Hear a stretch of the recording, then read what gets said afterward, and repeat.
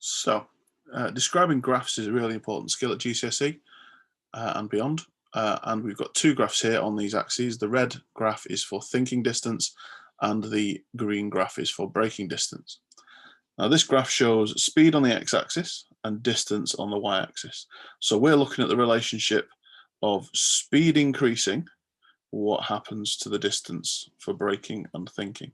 So as you can see for both of these, as you increase the speed from 10 to 20 to 30, the distance increases for both graphs. So the faster you're going, the further you travel when you're thinking before braking, and the further you travel when you're braking after thinking. So both graphs show a positive correlation that as speed increases, the distance you cover increases. Now, it's a little bit more nuanced than that because as you can see, one of them's a nice straight line and the other one is a curved line. It's a bit dot to dot. I don't like that particularly, but it should be a nice smooth curve through all of these. But this is the best graph that I could find on Google Images for this, so this will have to do. Now, what we can do with graphs like this is we're actually able to extrapolate them back to zero. Now, the reason we can do that is because if we think about it, if we're traveling at 0 meters per second, then there is no thinking distance. You're not going to cover any distance, any meters, while you're thinking about braking once you see an obstacle in the road. Similarly, if you're traveling at 0 meters per second, you're not going to be traveling any difference once you've applied the brake because you're not moving. So we can extrapolate it back to 0, 0.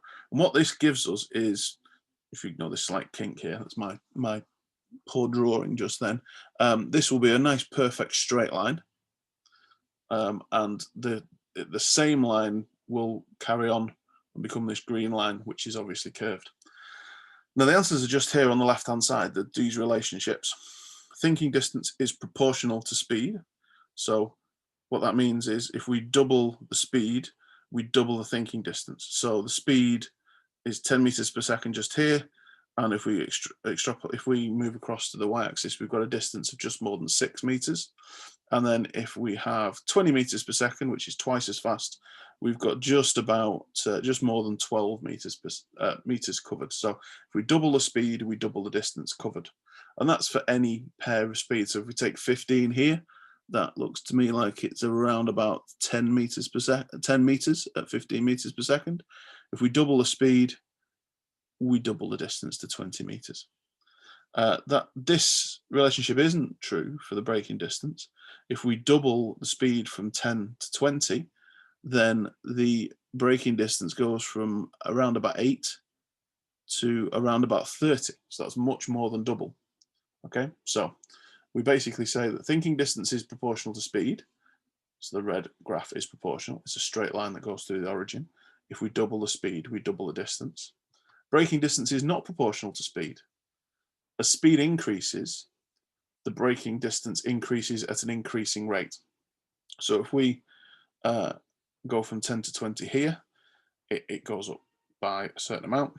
If we go from 20 to 30, the increase is larger. Okay, so it's increasing at an increasing rate. So those are the things that you need to describe about thinking and braking distances.